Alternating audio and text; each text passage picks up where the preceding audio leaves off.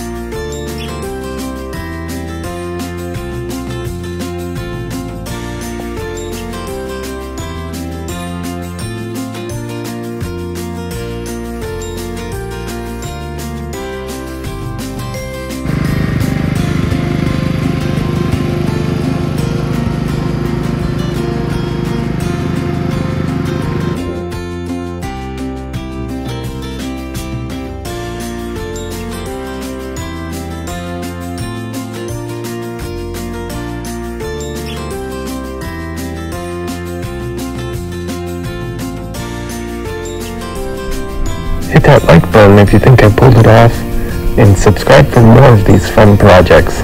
Thank you for watching.